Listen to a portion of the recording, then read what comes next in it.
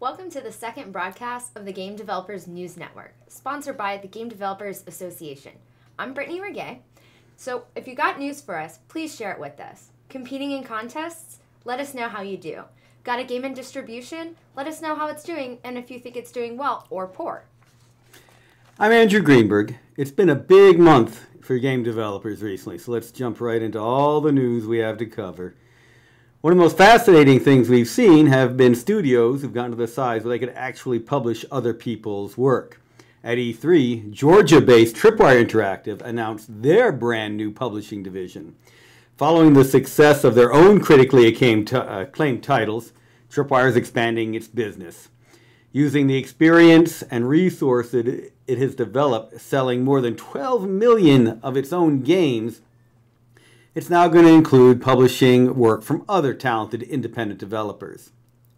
The new publishing division is led by Tripwire Interactive President John Gibson. It allows the company to help like-minded independent studios who have a product that needs experience and resources to not only bring to market, but to make successful in the market. They're tailoring each deal to the needs of their partners and the game itself.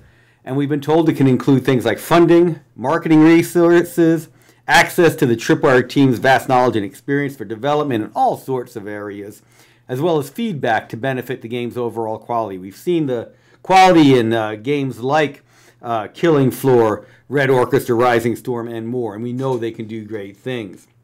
John Gibson had a number of interesting things to say about this.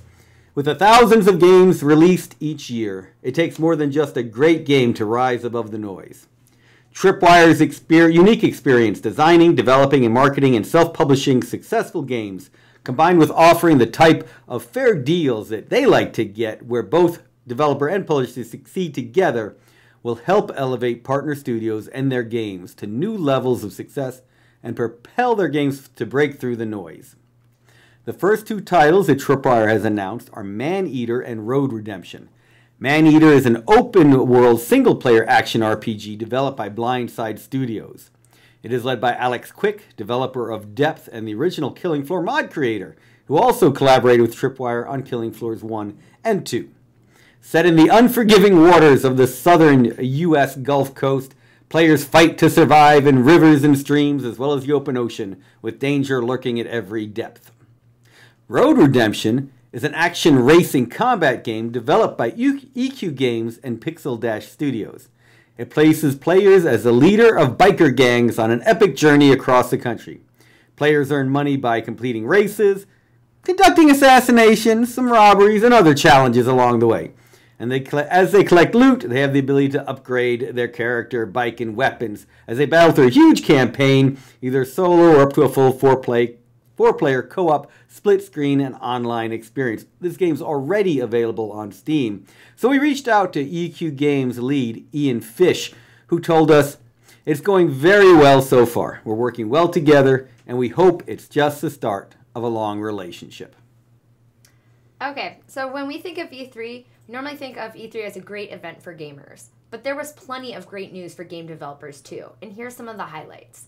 Starting with, a number of developers were excited for the demo of the new Slipspace engine that 343 Studios built for Halo Infinite.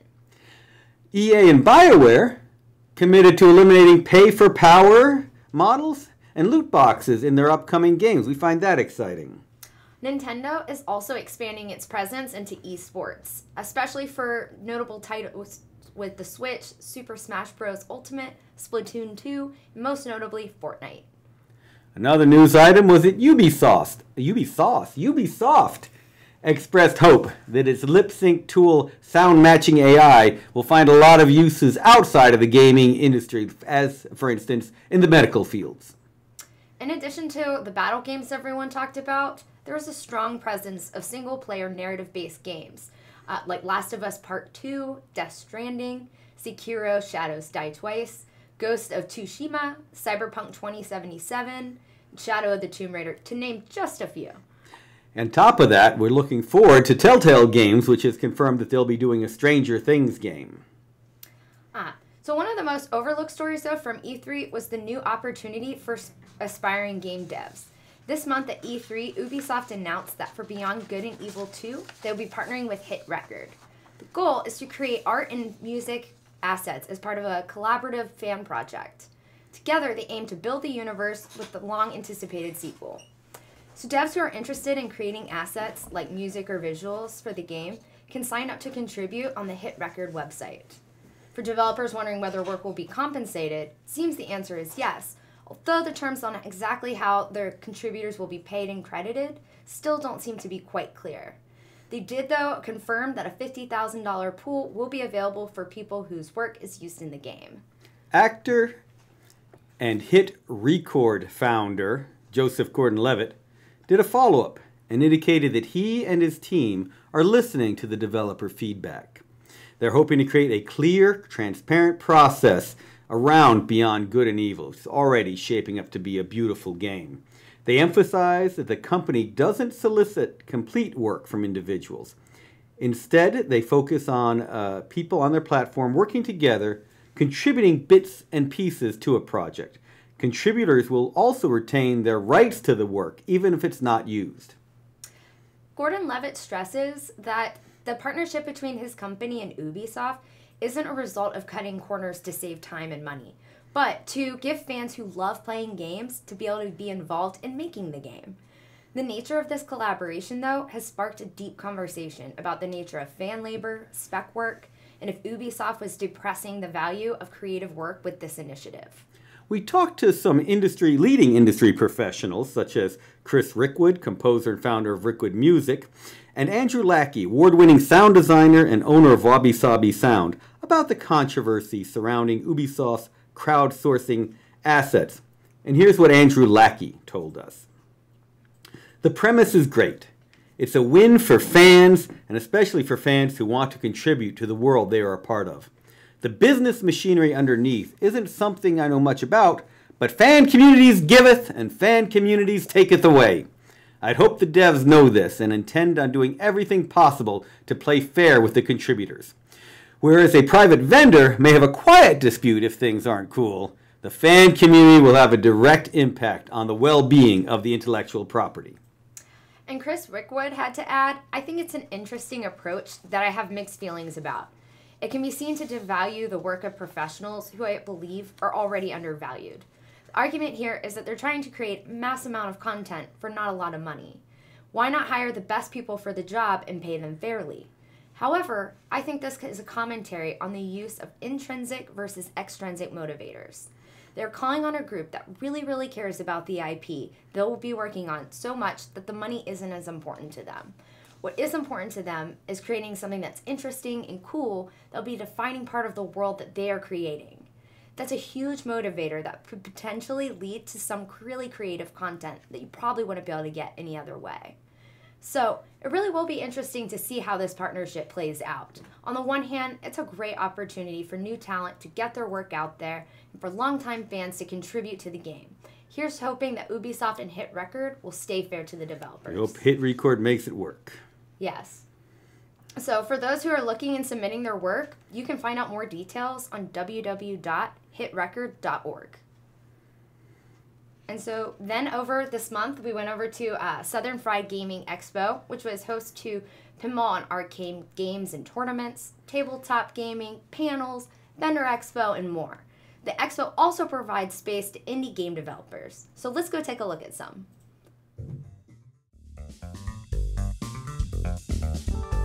Hey, it's Brittany Regay from the Game Dev News Network. We're here at the Renaissance Waverly Hotel for the start of the second day of Southern Fried Gaming Expo. So we're here to walk around, talk to some developers, play some games, and check out some panels. So let's go. I'm here with Clint Fleetwood with Dragon Sojourn. Clint, can you tell us a little bit about the game? Yeah, so Dragon Sojourn is a tabletop tactical game that where you combine a dragon with a rider with a weapon to make different units. We have different play modes. One is campaign mode, where you can actually go through a campaign where you have like long, drug-out battles. We also have PvP, where you can play against each other, or we just have a random drop-in arcade mode, where you can actually just make your units and then draw enemy cards and see how far you can go in it. I'm here with Fernando Aragon from Steal the Show. Fernando, can you tell us a little bit about the game? Yeah, so it's a party game for about 2 to 4 people, but it's Shakespearean insult card game. You challenge other players to a battle of wits or battle of strength, and you use the Shakespearean insult cards to help you win. And I'm here with Ilya and Alex from Voice Bowl. Guys, could you tell me a little bit about the game? Yeah, so it's like foosball, but with your voice. It's called Voice Ball. Essentially, you make noises into a microphone, and it's all pitch based. So like the higher pitch you go, the higher up in the field that you get, lower low, and you're just trying to manipulate these voice waves or sound waves to hit this ball into a goal. I'm here with Battles and Pirates. Can you tell me a little bit about the game? Yeah, definitely. British versus Pirates. First off, my name's Apollo. British versus Pirates is a ship combat board game set during the golden age of piracy. It is every game that when you were a kid you wish you had, you now have as a grown man. I'm here with Ron Jones from the Indie Cluster and his game Siege Tower. Ron, can you tell us a little bit about the game? Well, sure. So Siege Tower is basically obviously inspired by the SiegeCon and everything like that. So I kind of hijacked the logo and said, you know what, this is a game conference. We need like a game kind of made out of it to help support it and share it and everything like that. So I kind of turned it into this tower defense game that throws you in the realm of nostalgia. I'm here with Mike Poole and his game Barricade. Can you tell us a little bit about the game real quick? Sure. It's a two-player arcade action game, which is a throwback to early titles from the 90s, such as Puzzle Fighters, Bust a Move, and Tetris Attack. It has a very brutal, competitive two-player mode that a lot of people enjoyed. Matter of fact, the game is so put together that a lot of conventions that we've already went to have let us use it for their tournaments. I'm here with Robert Waller and his game Sinker. Can you please tell us a little quick elevator pitch on what your game's about? Sure. So I call it a minimalist puzzle game. So what I think of is like giant fishing tackle. So you got a hook and you got a reel, and your whole job is to try to get the pucks in the hole. So that's the whole entire game. So I build you up slowly, give you one hole, one puck, and then kind of lead you through more complicated mechanics. I'm here with Nar in his game Elemental Rift. Can you give us a quick elevator pitch on what your game's about? The game is a brawler game where you're trying not to put out the screen before they knock you out. Last one standing is the winner. Players are fighting for omnipotent power. Last one standing gets the all glory of being able to control all the elements. I'm here with Justin from Polyroll. Can you tell us a little pitch about the game? Polyroll is a retro-style platformer, very much inspired by...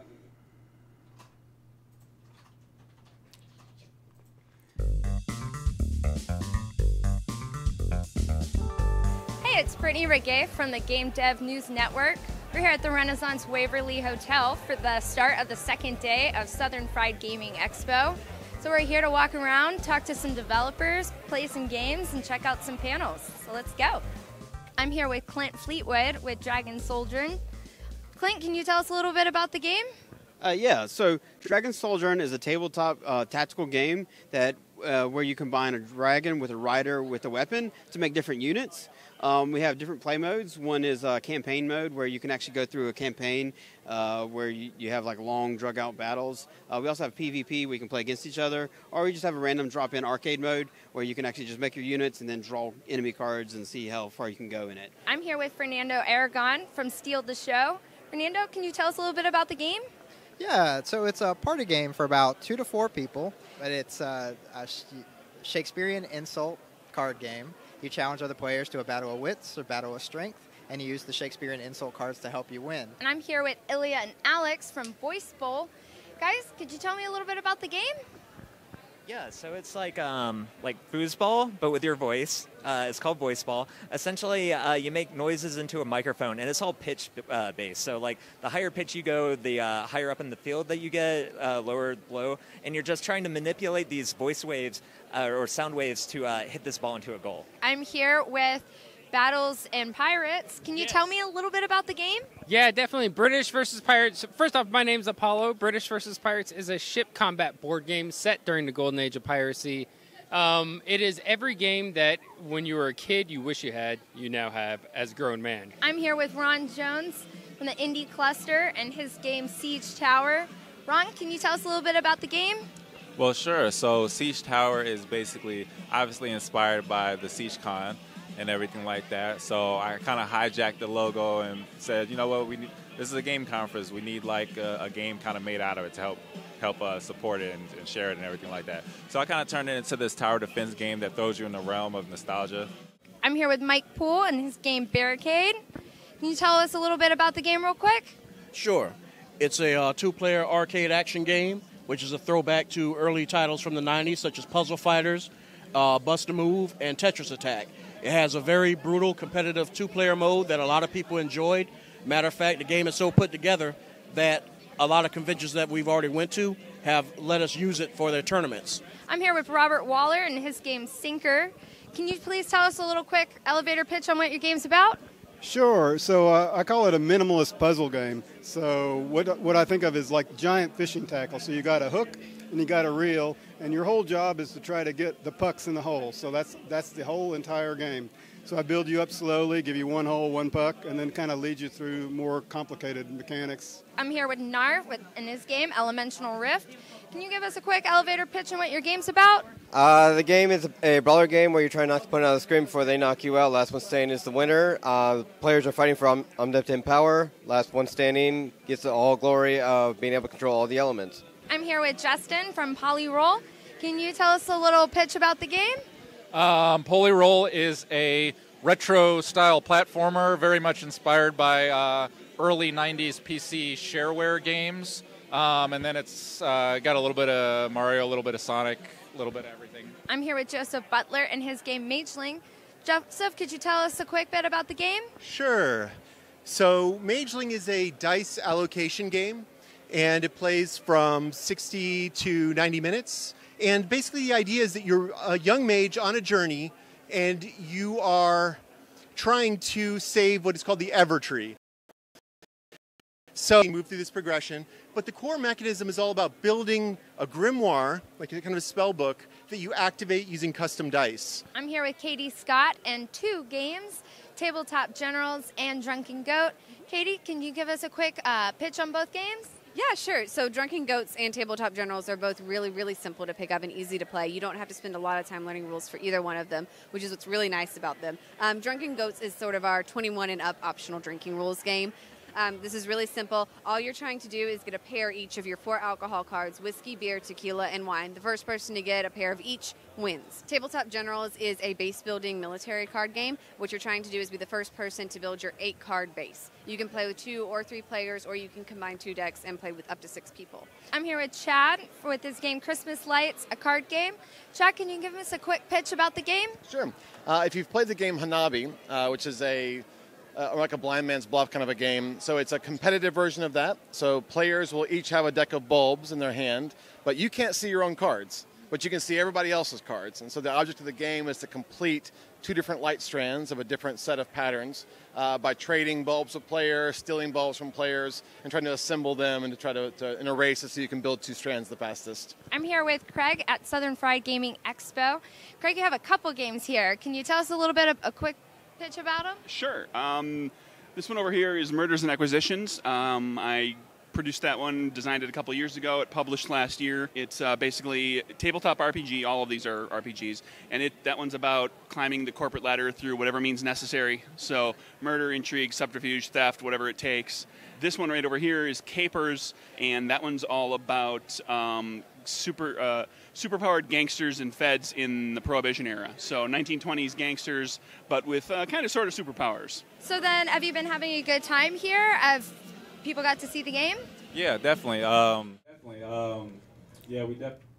So I thought there was a lot of really interesting games and stuff going on. I was pretty fascinated with everything you saw there. We even did panels on indie game development at the expo. Yeah? Can you tell me a little bit about them? I didn't get to make it to the panels. The panels were great. There were a whole bunch on a variety of areas.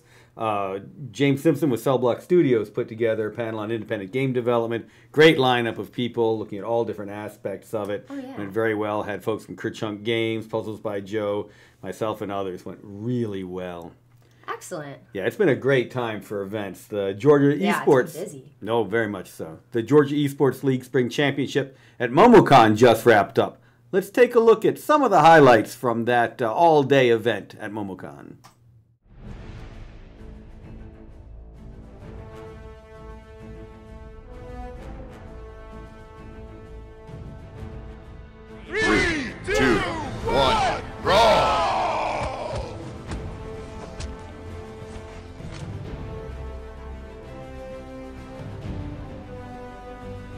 that is going to be a GG on the side of GSU. They just got to close out this Phoenix. Sobek kills it, and that is the game. They're just keeping strong. They can't break the ranks. And KSU takes game 1 with a big victory. Yeah, welcome to the Georgia Esports League Spring Championship at MomoCon. We have teams from 4 grade schools here today. Kennesaw State University, the Savannah College of Art and Design, Atlanta, University of Georgia, Georgia State University. Ladies and gentlemen, fans of esports, make some noise in the audience. Let them know on the other side of MomoCon something amazing is happening here. Now, who's ready to see a brawl? Who's ready to see Brawlhalla? Hello, everybody. We're going to do our first ever voice ball tournament. Voice ball is a game that's a lot like foosball, but you play with your voice. First person to score wins. Who's going to get it? Yellow up high. Yay. Oh, UGA takes it, and they are your Brawlhalla champions. That was crazy. UGA just can't do anything about it. So looks like GSU are the Smite champions. KSU is trying their best, but can't get to the point, trying to get there as quickly as possible. And that's game. Wow, what a match. What a match. Good job. First one, GSU. It was an exciting day of competition there. Paladins started it off, SCAD, KSU, and GSU went to town at it. Kennesaw State University and Georgia State University battled in the finals. KSU beat GSU 4-3 in the first round game, and then GSU came back to take them in the finals, 2-1. Smite was another intense one. Kennesaw State University, University of Georgia, and GSU all taking part in the preliminaries. Then GSU beat UGA in the deciding round-robin match of the 2 undefeated teams. Brawlhalla itself went non-stop fervor. You saw some of the action there with UGA finally dominating over KSU. This is the second time in a row that UGA has won Brawlhalla, our only 2-time winner. They won the fall championship and spring, so they are definitely the 2017-2018 Georgia Esports League Brawlhalla champions. Our next big event for the GGDA and for Game Dev in Georgia will be SimFest in Columbus, Georgia, July 14th. We're expecting a great lineup of speakers. We're seeing the return of Jesse James Allen from Falcons Creative, who's doing some incredible VR work. Puzzles by Joe will be out there. I'll be out there. A number of other great speakers. I expect some great speakers you haven't seen before, and a wonderful day of events. It's a very inexpensive day. It's a quick road trip from Savannah, from Atlanta, from LaGrange, from anywhere in the state, from Macon. So it's a great one to head down to. So join us, especially July 14th for SimFest in Georgia. And thank you so much for joining the Game Developers News Network tonight. And stay tuned to get an inside look at Starfighter Inc. Have a good night. Take care.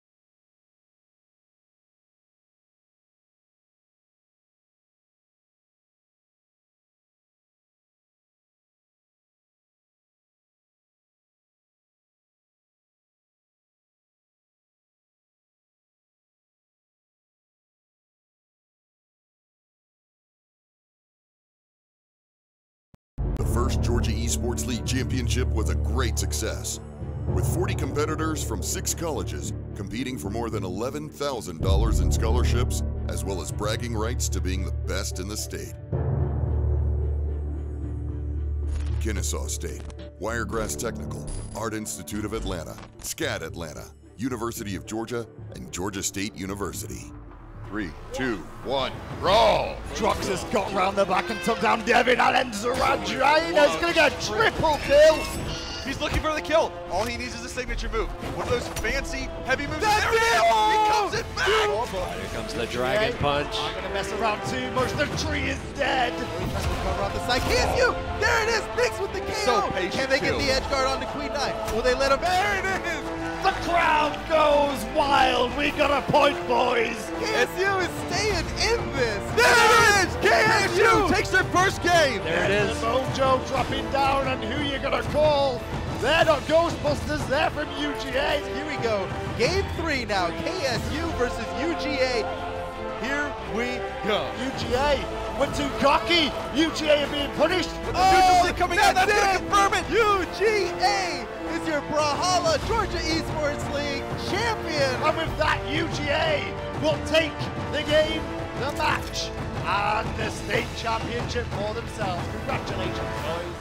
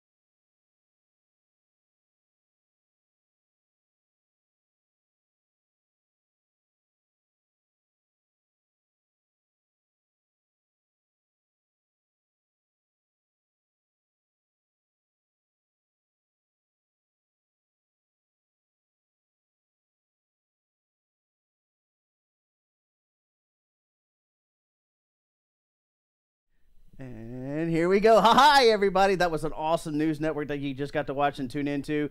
Hopefully you got a lot of information out of it. I think one of my favorite topics was ubi sauce, and it kind of makes me hungry. I want some spaghetti with ubi sauce. Anyway, no, I'm just kidding. Yeah, you look at my shirt. What am I saying here? Always keep looking up. That's because we have something really cool for you tonight. We are going to be talking with Jack Mamias and, more importantly, his game, Starfighter Inc., which is a really cool game. We've done a couple of first looks at it and the progression of it. But before we do, you know how things are. I've got to run my gob for just a moment. Before anything, and most importantly, thank you so much to our Patreons. You guys are our hero. Stephen Coffey, Burton Posley, Lee Friedman, James Simpson, which is Snarf Quest, by the way, Trey Carpenter, Joe Casaval, which you can find him at Puzzles by Joe. All you guys, you are our heroes. And Patreons, your support helps us with efforts to improve game developers and their community, as well as him to bring better games to life. Like Starfighter Inc., which you're going to see here shortly, or at least get to talk to Jack about Starfighter Inc. Our stream is for gamers looking to learn more about what goes into making their favorite games. It's also for new designers looking to break into the industry, and it's for experienced designers looking to improve their skills. And certain times, certain levels of our Patreon members get to join us in live streams and vocal chat. Not tonight. Nope, we're solely focusing on Jack. We want to hear everything he has to say. But anyways, GGDA social media, Twitter and Instagram. You can find us at ggda.org. I'm sorry, ggda._. There's no dot. Shut up, Brian. At ggda_org. There, I got it right, finally. I'll learn how to talk here in a minute. Anyway, you can also find us at Facebook, which is facebook.com/groups/ggda.org. And yeah, also as mentioned in the news broadcast, if you're here within Atlanta for the first weekend of October, you got to definitely check out Siege, which is siegecon.net, and it's I before E, if you can remember how to spell. Siegecon.net. Definitely check out everything we got coming up for that. Merchandise, we do have some merchandise at cafepress.com/GGDA. I'm not sporting anything tonight. I'm more interested in Star Talk and going to outer space. And then also remember that we are constantly streaming all of our stuff on YouTube, Twitch TV, and Mixer. You can find all of those at /Georgia Game Devs. All right, I'm done bumping my gums for a minute. Let me throw one more commercial in your face, and then we are going to start talking to Jack. Right? Jack. And before we do, here we go. All right, commercial time. Go.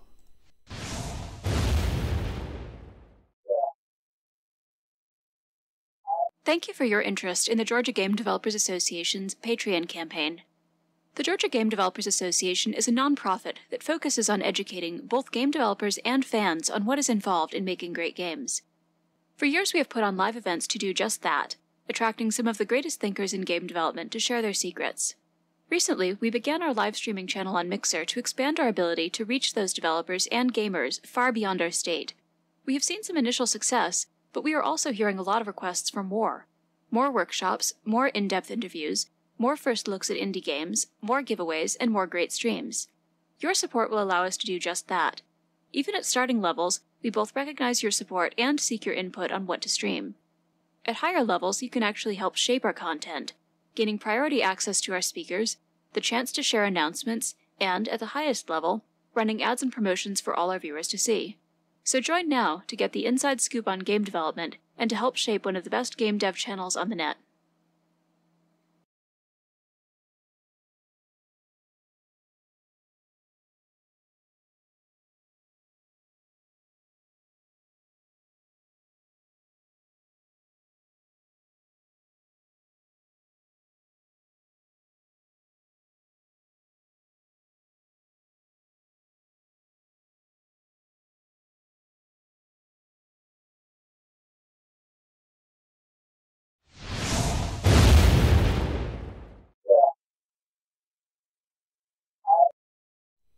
All right, welcome back, folks. Thank you so much for tuning in tonight and checking out that last commercial. So tonight we have Jack Mamias Wave, and say hi, Jack. Hi. Hey, and we also got Andrew Greenberg, who you just watched on the Georgia Game News Network. Unfortunately, his camera is defunking right now. I'm waving anyway. There you go. He's joined with us tonight. Jack Mamias, he's been working in video games since 1995. That's not older than me, so I have more gray hairs. So he's a director at Activision. He was a director at Activision on the Mech Warrior 2 and Heavy Gear 2 franchises, and was also COO of the LA game company Check 6 Studios, where he produced the game Spyro, Enter the Dragonfly. Jack also served as a lead designer for the PC titles Far Cry and Crysis, and was a creative director at Midway Games in Chicago. I've spent many hours playing Far Cry and Crysis, so yeah, it's cool, very cool to get to talk to Jack about that. But anyways, lately he's directing his hardcore space sim, Starfighter Inc. for Impeller Studios, and teaching game design at the Savannah College of Art and Design. That's actually in Savannah, right? That's correct. All right, so SCAD. We have one here in Atlanta, but also, the roots down there in Savannah. Starfighter Inc. is the next-generation PC space combat simulator that places players in the spacesuit of mercenary star pilots in the year 2230. And the game is built on the Unreal 4 engine, just successfully funding from Kickstarter. And if you look up on our YouTube channel, you'll get to see the very first look that we did before it was actually available for playtesting, and Jack gave us a little tour. And then you'll see a second first look of Starfighter Inc., which is really cool because Andrew and I both got to fight with Jack and we had one Phillip. of your Phillip. All right, thank you. We had Phillip join us, and I beat the snot out of all of them. I did. It was Brian, no matter what he says. Right. I was wearing the GGDA shirt, so it gave me more HP, which is something cool that we're definitely going to have to approach here tonight because there's a lot of updates that have been coming. Unfortunately, I'm not going to be able to show you the game, but I have read and kept up with a lot of the news with what's going on and their updates, and it's super duper exciting. It's a really, really cool game. But we're talking about Jack. Jack. Big question here. Tell us a little bit about yourself, and before you became a game developer, like what were your favorite games as a child? What got you into gaming in general? And tell us the evolution of Jack before he became a teacher or a game developer. Wow, that's a great question. I have loved games ever since I was a little kid. I mean, I was born in the middle 60s, I guess we could say. And I can remember playing things like Mousetrap and Monopoly and games like that, board games, when I first started learning about games. Of course, card games like Go Fish and War and stuff like that. I remember the first real, the big year for me when I was first exposed to probably what would set off the rest of my life. A good friend of mine, my best friend at the time, he lived down the street, and for Christmas he got 3 things for Christmas. He got a Pong, Magnavox Pong. He got a copy of the book Sword of Shannara, and he got a basic Dungeons and Dragons thing. And those 3 things all together probably sum up my career, are those 3 influences at that time. Of course, when I saw Pong, I was totally blown away by video games and fell in love with them forever. My parents, I wouldn't say soon after, but a little bit after, bought us and Magnavox. I think it was a Magnavox and television. Is it Magnavox? So we had those games. They were fantastic. They were like almost PC games at the time. Games like Sea Battle. It was almost a real-time strategy game. But I would say the Dungeons and Dragons box set, I opened it up and I just couldn't believe what I was seeing. I said, okay, because I knew how to play board games, and I opened this up, and this is in the 70s, 75, 76, and D&D really wasn't quite the demon worshiping aspect that it is considered back in those days, when it was so good that parents thought their kids were worshiping demons and they were scared of it. But I looked at it and I read it and I didn't understand it, because there was no board, there was dice, and you could see there was dice, but there was no board, right? And there was nothing. It was like a conventional game. And I read it and I was fascinated. Here's a list of treasure, and here's a list of monsters, and there's numbers with monsters and all these things. And I was just, how do you play this? I was blown away. So I was in high school at the time, and I asked around and everybody and said, does anybody know how to play this game? Can they teach me? So they introduced me to what would become my dungeon master. Even to this day, he's my dungeon master decades later. His name is Bill Brown. And we went over to his house, and I played the first game of Dungeons and Dragons. And I rolled my first character and called him Alanon, which was right out of Sword of Shannara books. That's where the Sword of Shannara thing came in. And fell in love with Dungeons and Dragons. And I played it I played it so much that if I was like, if you put me in prison or on a desert island and I have Dungeons and Dragons, I'm good to go, right? I mean, I don't really need food. I don't need anything else. And I just used all my time playing that.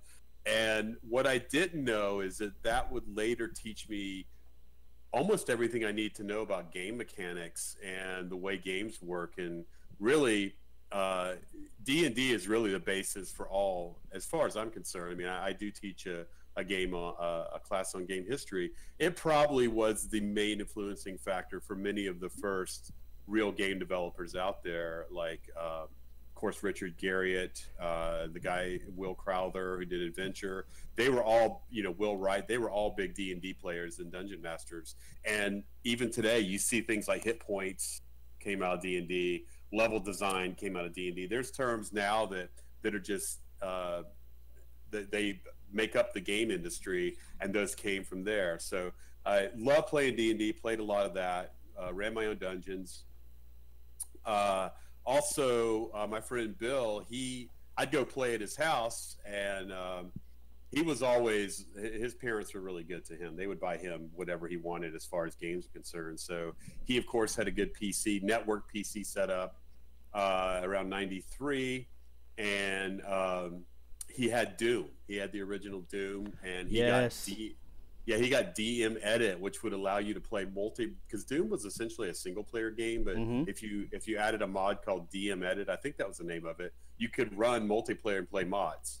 And we would hook our computers up and just play multiplayer Doom until all hours of the night. And I was hooked. I just loved playing Doom and played it forever, and I thought it was one of the greatest things of all time. Until somebody hit the tilde and /God. Yeah. Sorry. Well, I mean, the guys I play with, none of us are cheaters. Okay. If you're a cheater, you're not really getting the most out of the game. That is If true. That is That is absolutely absolutely true. If you true. can beat everybody, you don't feel the thrill of the game. So I've always been I would never cheat because it's like that. For that, it's not fun. Now I wish I could cheat in games like Clash Royale today and play on the battlegrounds because these games are hard. Yeah. But you know, we never cheated. So you know, we played at Bill's house. We played a lot of that. We played a lot of Dune 2, which was my first real-time strategy game that I ever played after Sea Battle. I guess you'd call Sea Battle a real-time strategy game. And a lot of Command & Conquer, a lot of Red Alert. So Oh, yeah. I cut my teeth there at Bill's house. And Bill had little miniatures, little BattleTech miniatures. And I'd always say, what are these things? Because we never really played. We played some D&D at a time, but when we were into video games, computer games, we mostly played PC games. And we were kind of lost our RPG games. But I was real interested in BattleTech, so I took the source books home and read all about them.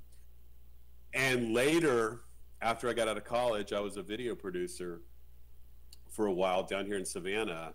And I decided to make a move out to LA to continue my career in video production. And I was trying to work on films during the day, and I was bartending at night. And I met a guy from Activision who's, because I didn't think I could work in video games because I was not a programmer, right? And at those days, they really didn't have artists in those days. Like, you really had to be able to code to do anything in games because everything was written in code. There were no game engines. Everything was built in code. So I'd never thought I had a chance to do that. But the guy said, hey, they hire producers. And he was a designer on MechWarrior 2. And I'd read about MechWarrior 2 in like PC Gamer and stuff like that. And I was like, wow, this sounds like the greatest thing of all time.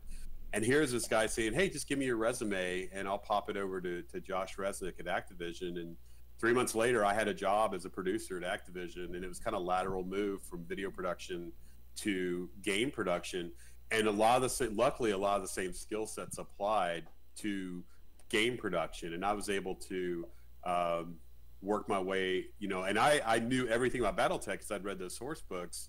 So I was pretty excited about that I was able to, you know, take that knowledge and apply it right to what I was doing in the game industry. And the rest is history, so to speak.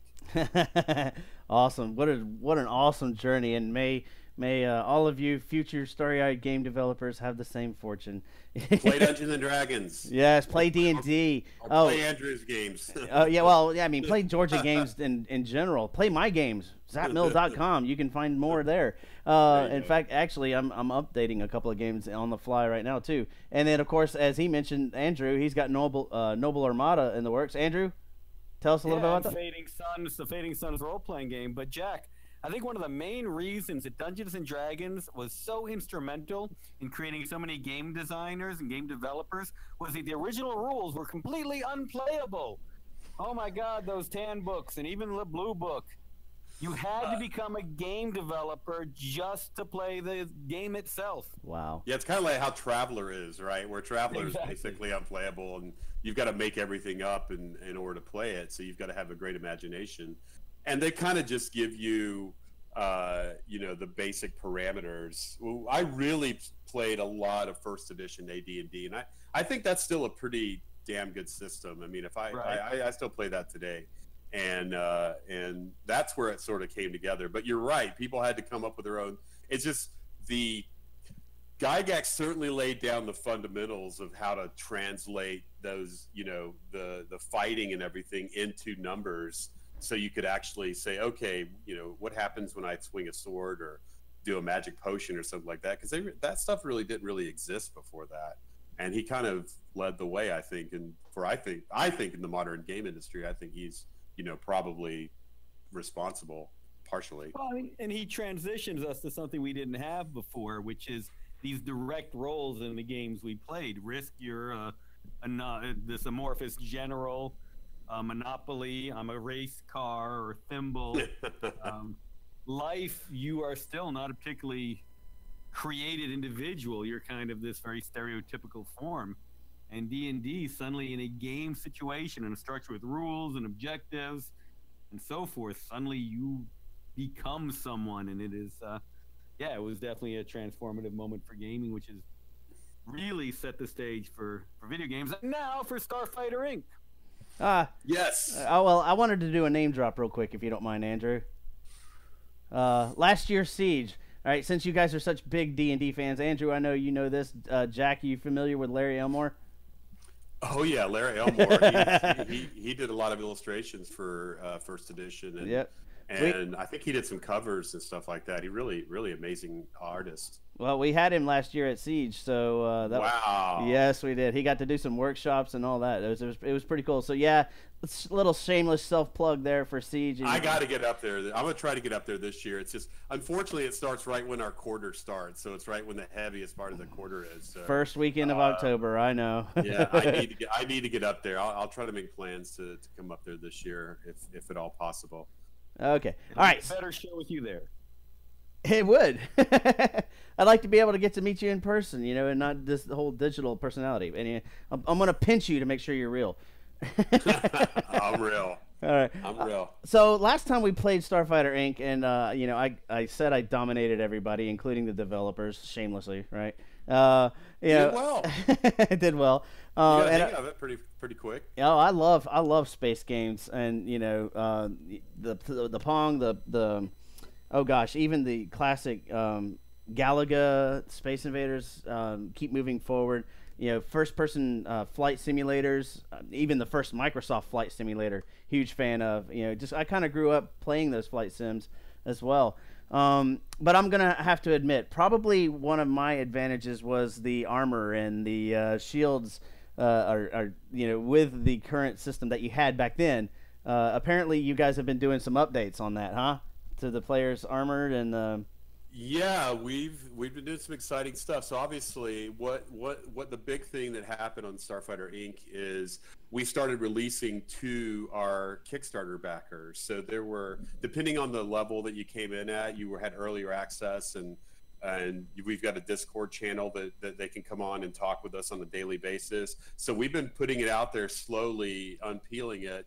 And lots of passionate players, and they came back with us with all their issues and problems. So the guys and I decided we were going to do something called Ship 2.0, which is we completely revamped the way our ships worked and found out all the issues with them, because the big problems that came back, and you're always going to find problems when you go into alpha, that's why you do it. So a lot of people really love their joysticks when they play, and we kind of developed more as a mouse and keyboard type game, because everybody has a mouse and keyboard, but not everybody has joysticks. But our more passionate players were, hey, I'm using dual joysticks, I'm using rudders, I'm using foot pedals, and I'm using throttle controls and eye tracking. Oh my God! I'm using dual joysticks and everything. So we took a hard look at that. We put a couple of guys on that. We totally revamped the way all the input devices work. We think we've improved that a lot. But what came from that is our ships had a lot of overhead. So we were only able to run about 3v3 and still get our we're shooting for like 90 FPS frame rate, because we're a VR title as well as a regular title.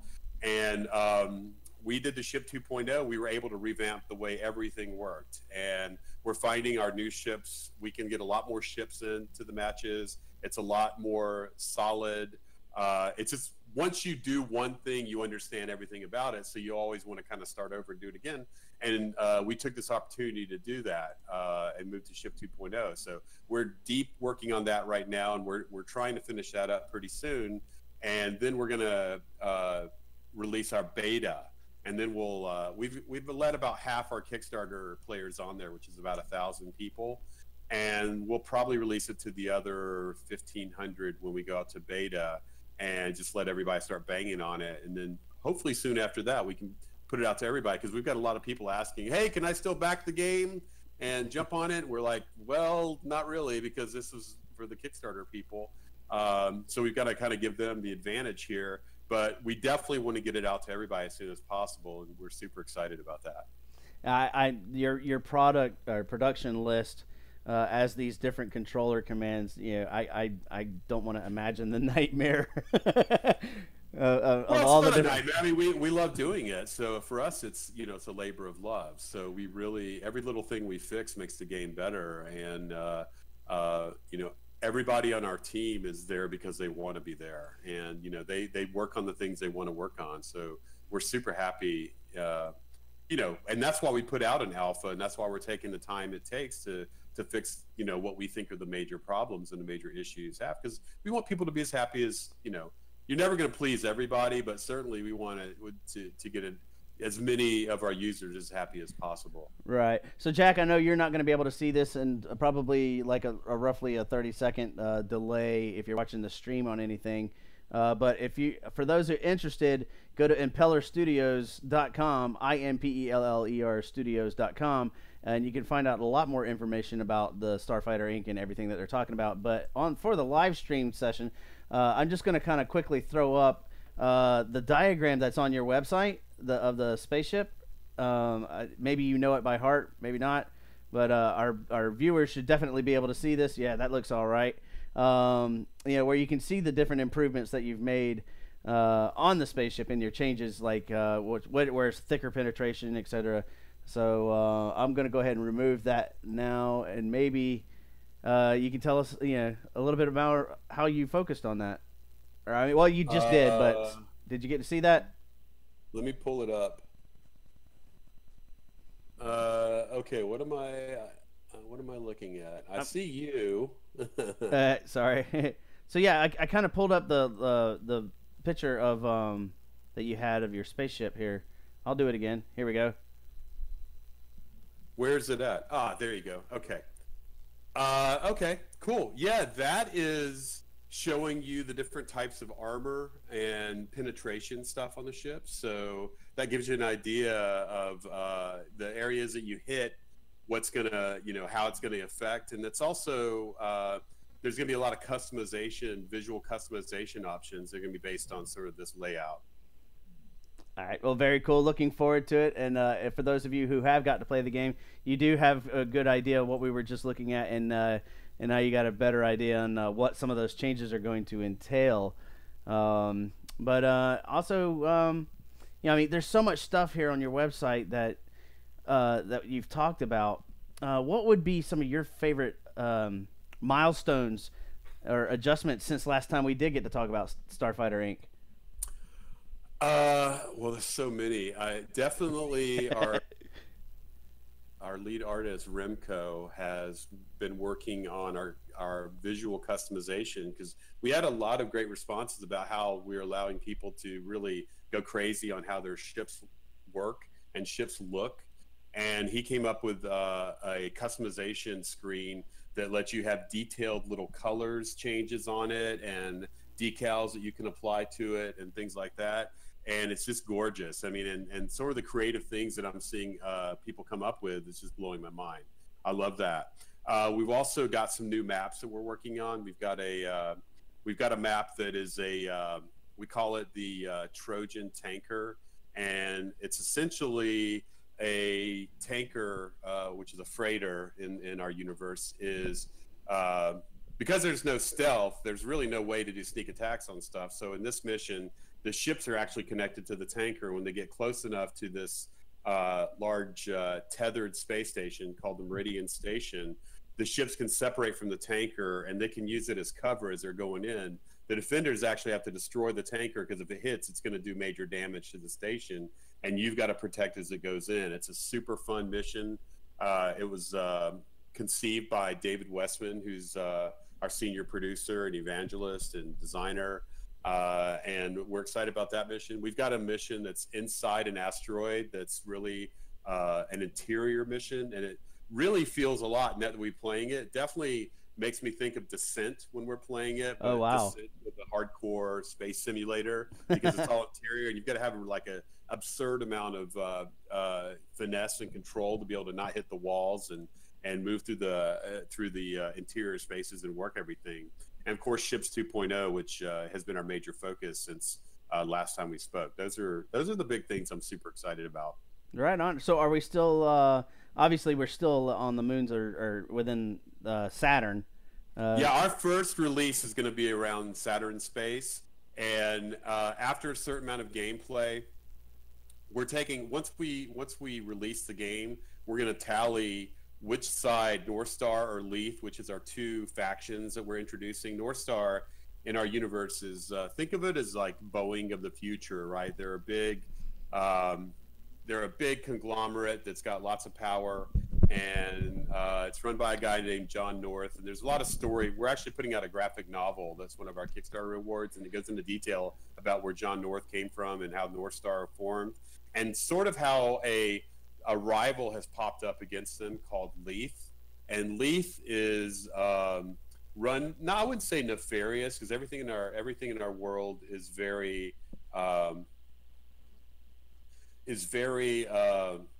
gray. So the good guys are not necessarily good, the bad guys are not necessarily bad, and we want to play it that way because we're in a world of mercenaries. We're really just doing it for money, and in the game itself, everything, you have to earn everything to get ships, weapons, ammo, upgrades. Everything has to be earned, and you've got to earn it while playing against other players. So you've got to really dig it out. And this mission developing between, this rivalry developing between North Star and Leith, we are going to tally whether the North Star wins more games or Leith wins more games, and that's going to determine our next phase of our story. We've got branches written out depending on which wins the most, and then depending on what happens, we might go to different parts of space. We might go into a Jupiter space, we might go into a Mars space, maybe even an Earth space, depending on really what happens. So it's almost like the players are driving the story in our situation. Oh, come on, let's go to... That's one of the things I like, that it's not really as much gray as there's a lot of room for the users to generate what the universe be. It's not user-generated content, it's user-generated universe, even cooler.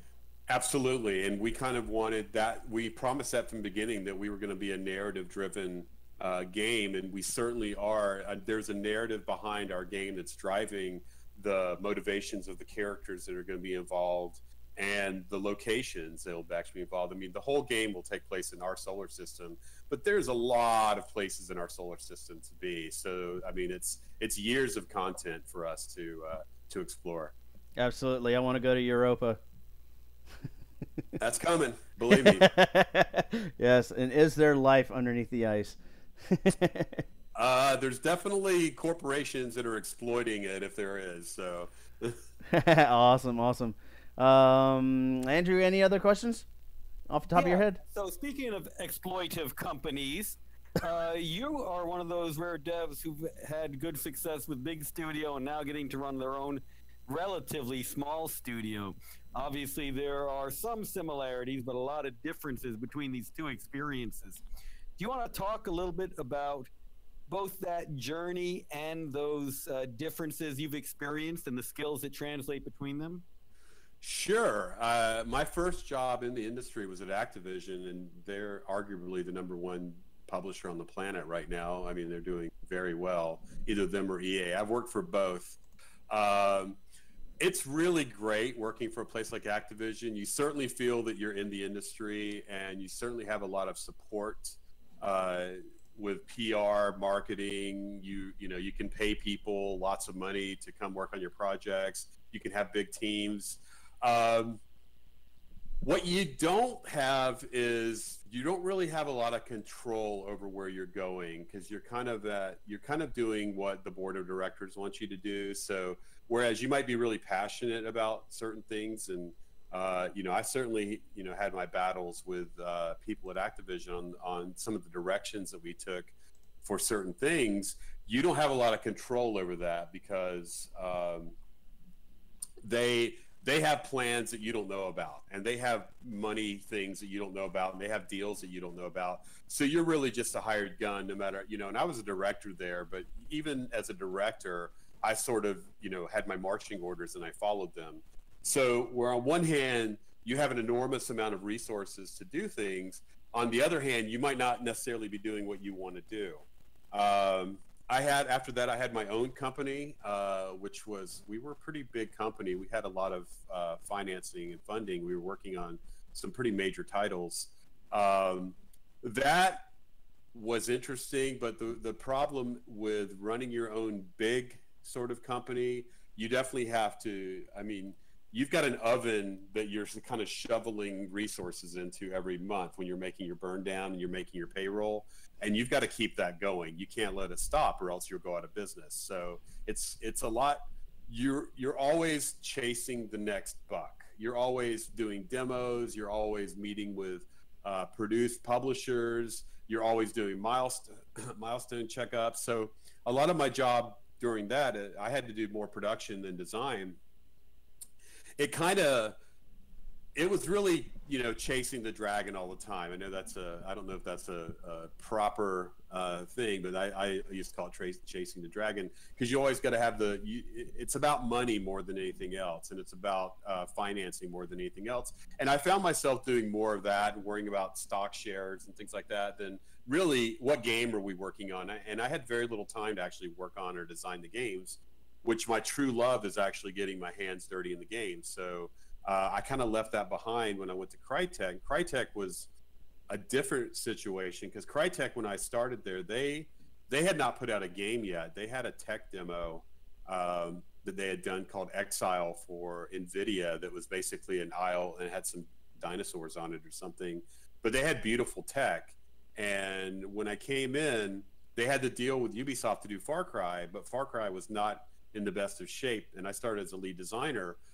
So it was a small enough studio, and as a lead designer, I only had really the owners of the company above me, and they were more interested in what was going on with the financing. And they kind of left the game to me. So I was able to really steer the game where I wanted to. And I really got the game that I wanted to, which is Far Cry. And it was really enjoyable to see something that was, even though it was the vision of Chevat, Yearly, the owner, it really was my ideas that were in everything that were in there. And I didn't really have to answer to a lot of people there. And, I got to meet with Ubisoft. And since I'd had a lot of experience working with higher ups in the game industry, I was always in on the big meetings with Ubisoft as we made our big decisions, and we got to put out the game we wanted. And I mean that franchise is still going strong to this day. Far Cry 5's, I think it's one of the best selling games this year. If I saw right, I think it's definitely still doing very well for Ubisoft. And when it came to Crysis, Chevat really just gave me a picture of this frozen tropical island, and I got to actually create the design document from scratch and lead the design team on that and really create the game I wanted to create. And I was super happy with Crysis. And I really got to get the graphics that I wanted and the realism and everything I wanted, because my favorite part of making games is to make an immersive experience where you feel, I want to make the holodeck on Star Trek one day. So I'm doing the best I can by working on computer games that are as immersive as possible. And that certainly all goes into Starfighter Inc. So in that case, I had a lot of the creative freedom, and I didn't have to worry about financing the company because they were taking care of that. So I really liked that situation. And I was able to generate 2 games that created 2 major franchises during that time. So that really was closer to my wheelhouse. This opportunity here with Impeller, I came back to my hometown because I'd missed my parents. I've been away from my parents for 20 years, and I kind of missed them a lot, and I wanted to spend some time with them. So I came back to Savannah to start my own game company, and I was recruited at SCAD to work as a professor of game design. And I didn't know anything about teaching, but when I got into it, I was able to use everything I'd learned in the game industry. Mostly the classes I teach are about design and production. So a lot of the classes I teach are either doing applied game design, which is teaching people to take an engine like Unreal 4 and put their ideas into it and do prototypes. So literally I'm working with, if I have 2 classes, there might be 10 different prototypes I'm doing every quarter that are just absolutely the freshest and most original ideas. The most original ideas I've ever seen. And I get to work with these fresh students all the time, and that is really, it gives me that feeling. And prototyping is the best part of games, because you're not really, when you're working to close the game, you're going through a grind of, okay, you got to cross the T's and dot the I's, and it's really tough because you've got to work hard schedules. You're mostly editing out your ideas at that time when you're trying to close the game, so there's nothing original happening. But these students that I get to work with and these projects I get to work with, it just keeps me invigorated. And the students are always, I mean, SCAD is lucky enough to have some of the best students in the world. And they are just full of ideas and they're full of excitement. So I go to work every day. I love going to work every day and seeing that. I was contacted by my chair at SCAD at the time, Louis Cataldi. He works at Epic now. Louis said he had a friend of his named Edmar. And Edmar wanted to do a space sim, and Edmar asked me to come aboard as creative director. And I looked at it, and it was great. I could do it in my spare time and stuff like that. So now I'm kind of got the best of both worlds, where I'm able to. I've now moved up to director of the project, so I'm now responsible for the game itself. But I leave all the business stuff and everything to other people in the company, so I don't have to really worry about that, and I can just lead the team. So I've kind of gotten to a spot that I really like it. Hopefully Starfighter is a success so we can continue making games with that model. It's going to be a success. No doubt about it. No doubt about it. I mean, well, one of your biggest influence, I'm looking back on some of our oldest notes. You mentioned X-Wing as well. So absolutely. X-Wing was I bought my first PC because of X-Wing. Went over a friend of mine's house. I remember this is when I was in Savannah working as a video producer. And one of the guys I hired at the company, he had I think 386 DX33 or something back in the day that wasn't, basically that's less than what's on an iPhone, iWatch now or whatever. But he showed me X-Wing. And to this day, I don't think they've done a better game than X-Wing. So it's really exciting that I've got one of the designers on that working with me as a partner, David Westman. And because I love X-Wing, I loved every bit of that. That was like, wow, this is how you do a game, because you take a real simulator, because it used every key on the keyboard plus every alt plus every key, every control plus every key, shift plus every key, literally every key.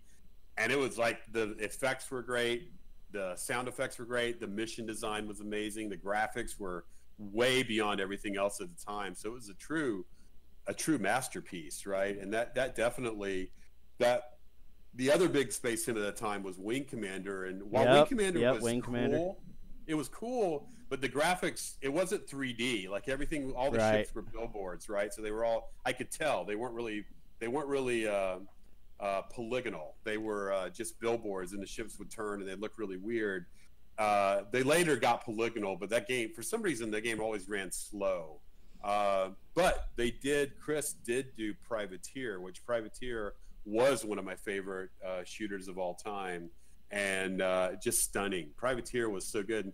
Privateer is probably the biggest influence on Starfighter Inc. If I could take one game that was the biggest influence on Starfighter Inc., it'd definitely be Privateer. Wow. Because I love the way that you had to earn, and that was definitely an influence on MechWarrior 2 Mercenaries too. So I definitely was inspired by the way that you'd have to earn money, and you could buy weapons and you could buy upgrades and stuff like that, because now as a game design professor, I learned about short-term, medium-term, and long-term goals, and why each of those aspects drive the desire to play the game. That certainly, most video games only give you short-term goals, which is go kill this thing and finish this map, where they don't really have what are you reaching for in a medium term. What is the collection of short-term goals that you want to do to unlock something? And when you've got that drive to always unlock something, that keeps you want to play, and it really just keeps it interesting and cool.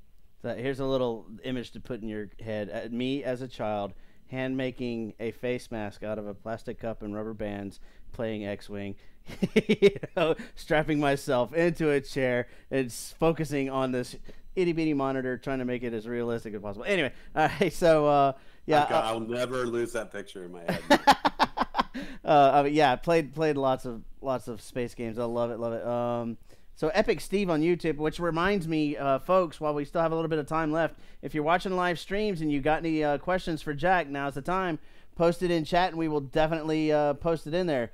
But anyways, Epic Steve said he never played X-Wing. You have missed out on everything. But he also said he feels like Far Cry went downhill after 3 and 4.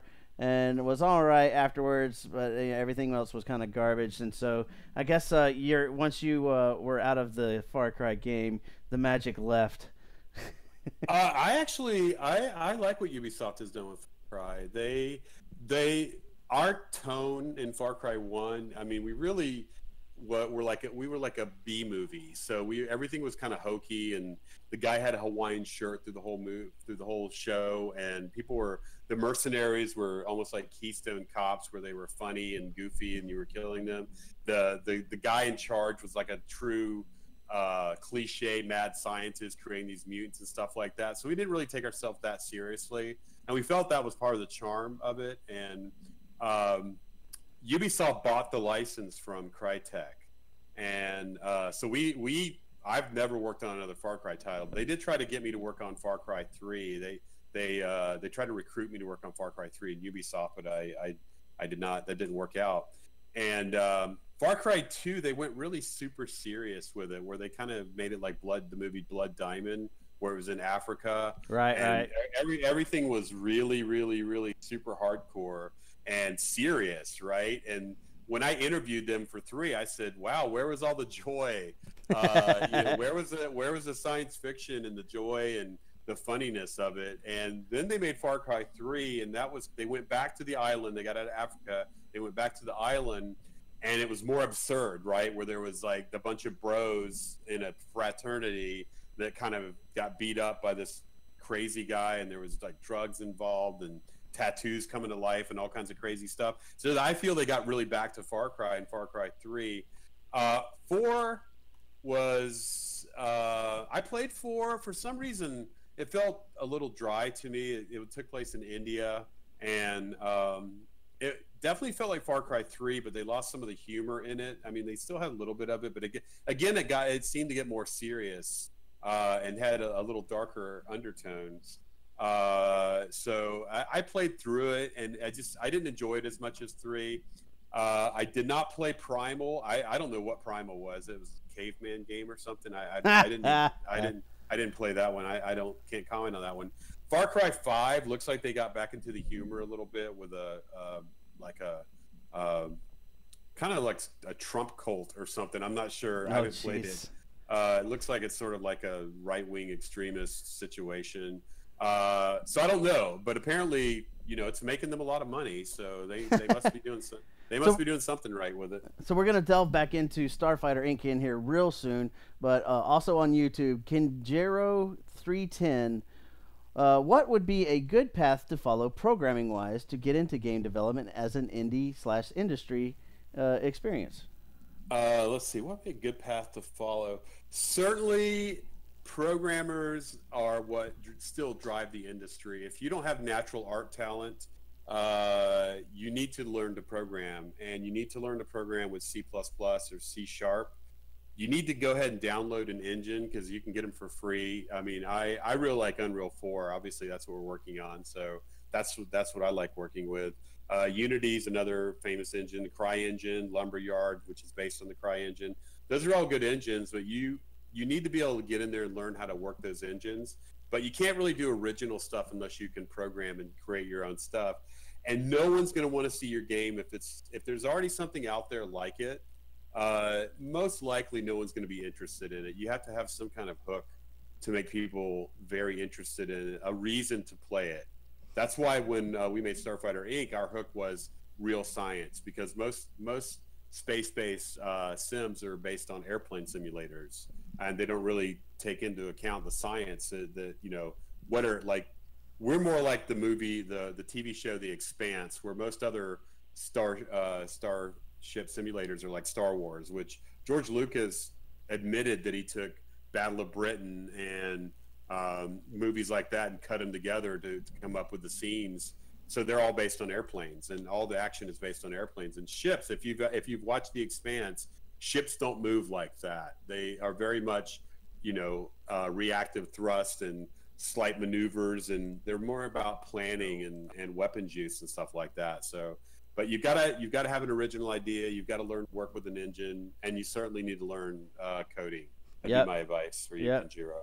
So Epic Steve, also on YouTube, it looks like he answered your question, which he said, I'm currently working on a turn-based RPG for phones and the PC, and any tips for aspiring rookie developers?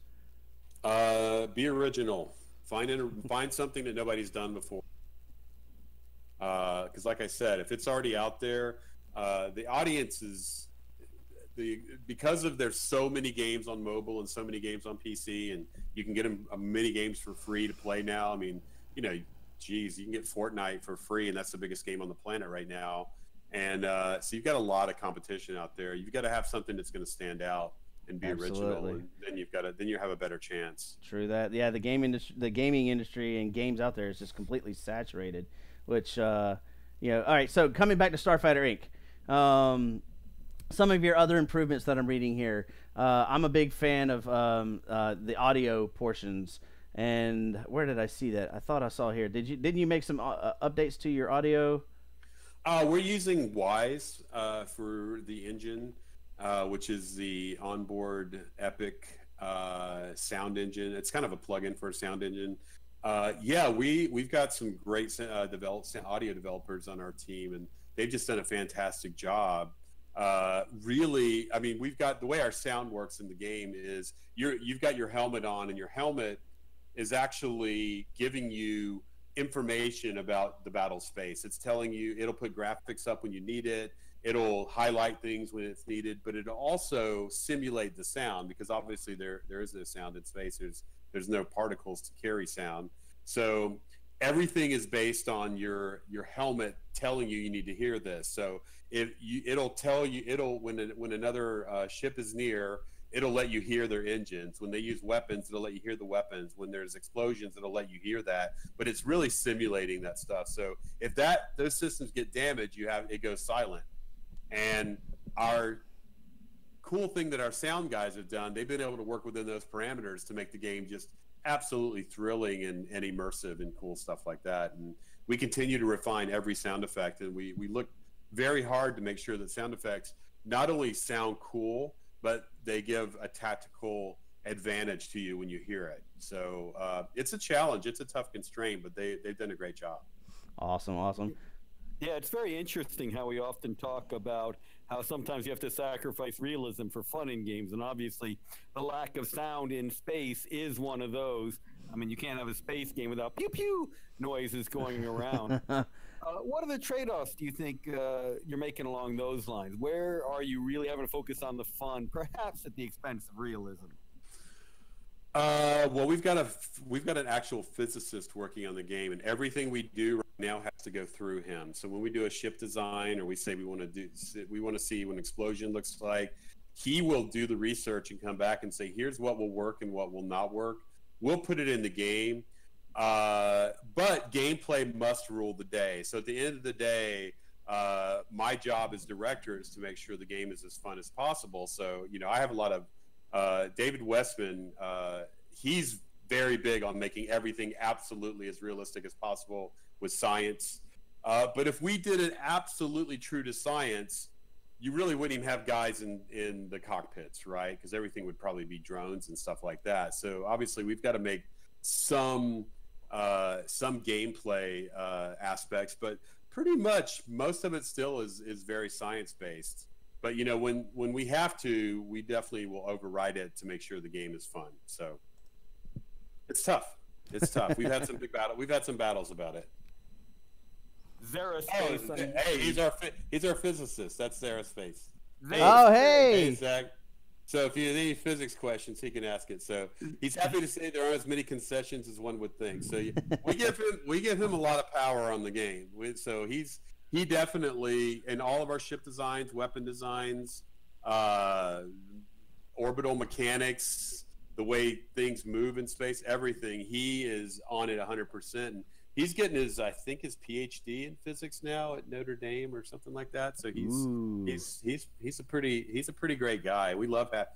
If it wasn't for him, we would not have been able to make this game. So he's definitely super valuable to us. Is Starfighter Inc. his dissertation?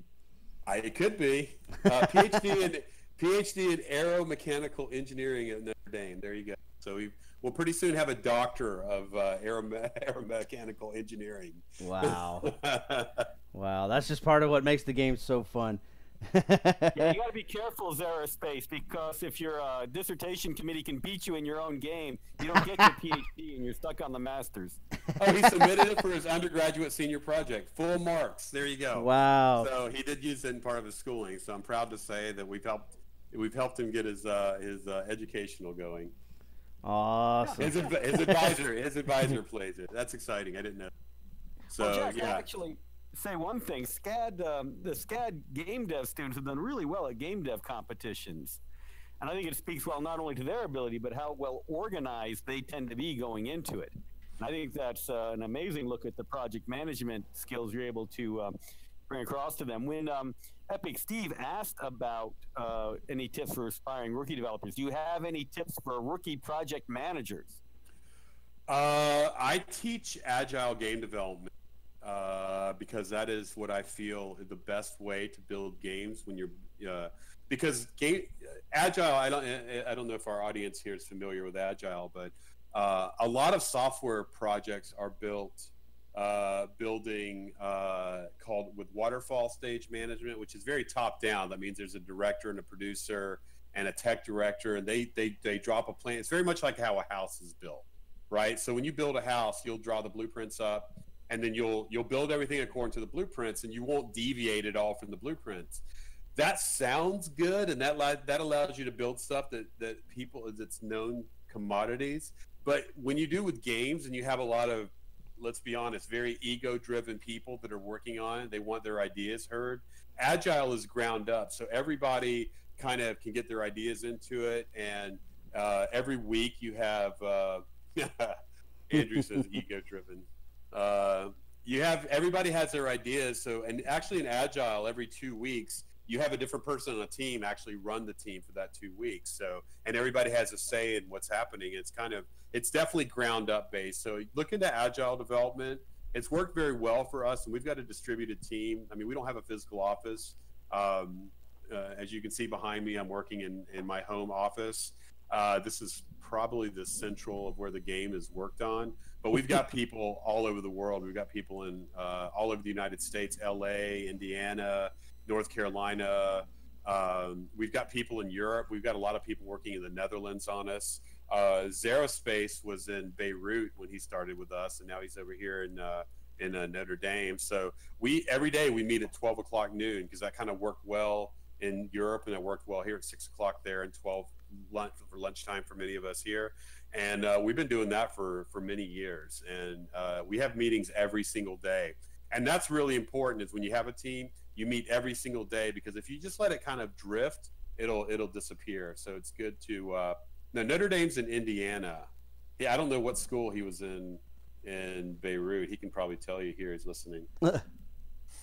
So that Agile is a really good way to do it, and write good design documents before you go into it. Really think about what you're doing before you create the game, and have everybody read the design document before you start working on it. Thank you for saying that. Yes, I appreciate it. And use a good engine. Use Unreal 4 right now. Unreal 4 is the best out there as far as I can tell. Oh, we'll have arguments from other game developers that we stream with. But hey, I'll definitely admit all of the game engines and development engines out there have something very strong working for them all. I'm using one particular right now called Fusion 2.5, even though there's no scripting language involved with it. It's very logic based, and it's good for the younger crew that I work with and my students just to even get the programming logic wrapped around their head before they start scripting, and then throw some Unity in their face and throw some Unreal in their face, and that, at least they'll have something legs to stand on.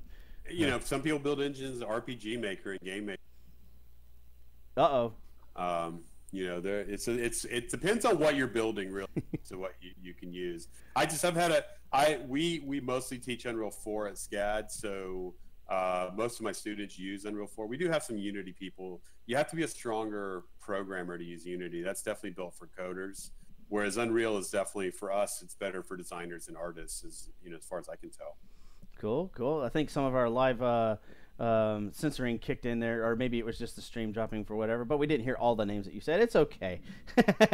So last thoughts before we close out the stream here, and this is also your last chance as anybody watching the streams. If you've got any questions, be sure to pop them into chat. And so I'll just kind of close out saying, you know, Jack, this has once again been a very awesome stream with you. Please, by all means, take the stage, take the microphone away from me, and tell us any and all where we can find information about Starfighter Inc. Kickstarter, YouTube, or Facebook. Go for it.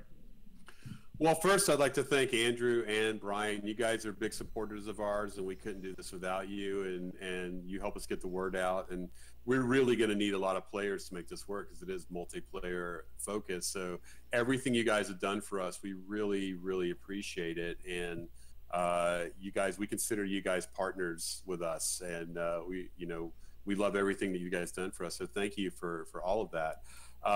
We've got Impeller, www.impeller.com is our website. We have a forum there if you want to check up on us. We've got a Twitter with Impeller Studios on Twitter. We've got a Facebook, look for Impeller Studios. So we pretty much post everything to all. So if you're on any of those, you'll be checking those out. Tell your friends about us because we're going to be coming out pretty soon. And we're going to need a lot of players playing our game. We're going to make some announcements soon about our game concerning our release date and a few other surprises. It's going to be happening pretty soon, so keep your ears out. And we just look forward to making a game that we hope a lot of people will enjoy. Do we have any kind of somewhat of a ballpark estimate when it might come out live? That depends on how Ships 2.0 does. So okay. That's kind of in development right now. That's going to roll out pretty soon within the next month or so. And when that comes out, if that works out pretty good, it's going to be a lot closer. We'd love to put it out in the fall, if at all possible. That would be the best case scenario. So, but I really can't make any promises right now.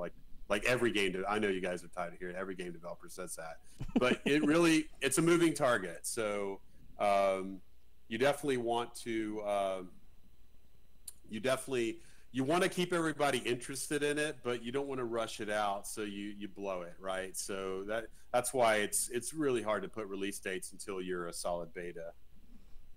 Andrew, final thoughts? Yeah, I mean, obviously great stuff, and we could do just another hour arguing Unreal versus Unity versus Fusion. Yes. We don't have another hour. Your passion for this and for game dev is obvious and honest, and these hours go by way too quickly, Jack. Thank you, Andrew. It's always a pleasure talking to you, and I will try to get up to this year if I can. If there's any way I can make it, I'll move heaven and earth to get up there because I need to be more of a part of that because I'm proud to be a Georgia game developer, and I'm just not doing my part by going to Siege and really supporting that enough. So I need to work on that as hard as I can, and I'll certainly try to do that this year. We'll organize a massive Starfighter playtest. And last comment from online, Wonder J on Mixer says he's looking forward to playing it, and on YouTube, Epic Steve says, from what I've seen of the video for the Kickstarter, this game looks dope. How do you teach classes and still find time to make a game like this? Your time management must be amazing. Luckily, I'm single right now. So kids, so that means I can. And right now, I've got the summer off from SCAD, so I'm able to work full time on the project for this summer. And it's a labor of love. I mean, the SCAD is my day job, so I've got to do that and focus on that. But when I'm home at night, I'd love to be working on Starfighter Inc. So it's a lot of time management, and it's been a labor of love, and it gets tough sometimes. But every day we work on this. It's a joy when somebody plays the game and they love it and they have fun with it. It makes it all worth it. Yeah, there's a great line to leave it on. Yeah, no doubt about it. So any of our YouTube viewers watching this after June 26th, 2018, if you're looking at Jack's handsome face and trying to get connected with him, you're not going to do it through YouTube. But anyways, so closing it all out, thank you once again, Jack. This has been awesome. Also, thank you to our Patreons, the Georgia Game Developers Association. We are a nonprofit organization, so special shout out to Stephen Coffey, Burton Posey, Lee Friedman, James Simpson, which you can find his game Snarf Quest, Trey Carpenter, Joe Casaval, which you can find his games at Puzzles by Joe. Patreon, your support helps us with efforts to improve game developers and their community, as well as helping to bring better games to life, like Starfighter Inc., right? Yes, and our stream is also for gamers looking to learn more about what goes into making their favorite games, and it's also for new designers looking to break into the industry, like you heard tonight. It's also for experienced designers looking to improve their skills. So definitely check out our Patreon. There's extra bonuses and benefits for different levels. Social media for GGDA, you can find us on Twitter and Instagram at ggda_org, or you can find us on our Facebook page, which is facebook.com/groups/ggda.org. And also, as you see here on our live streaming, we're streaming on YouTube, Twitch, and Mixer. You can find tons of our content on YouTube. All of these you can find at /Georgia Game Devs. Definitely go check out Starfighter Inc., our first look that we did last year, and then our second first look that we did not too long ago. And there's been a huge difference and improvement in the game dev. I mean, it's just awesome. I love watching this game grow. Other than that, again, like we've talked about Siege, we're going to somehow, some way teleport or run down there and drag Jack up to Siege. If there's a teleporter, I'd absolutely doing it. That 4.5. Oh, your mic is dropping. Say that one more time. That 4.5 hour drive is a little rough when school's just starting. That's the only problem. So I hear you. I'll try. I promise. I'll try to get up there. Darn you for making realistic games. We should have made a teleporter. But anyways, thank you so much. First weekend of October, definitely got to check out Siege. It's focused on game development and learning more about game development. That's siegecon.net. That's I before E if you don't know how to spell. But otherwise, thank you so much, Andrew. Thank you so much, Jack. Again, this has been an awesome stream. Love streaming with you. Love watching this game grow. And looking forward to our next stream, whenever that may be. Yeah, we'll play it next time. When we're ready, we'll play the new version. Absolutely. Back Yeah. in the cockpit. I need to update. That's the only reason we couldn't stream. Take a look at that. But anyways. Next time. Next time. Again, all right, so I'm going to throw one more commercial in everybody's face. So check it out, and good night. Where's that button? I got to learn how to drive. Here we go.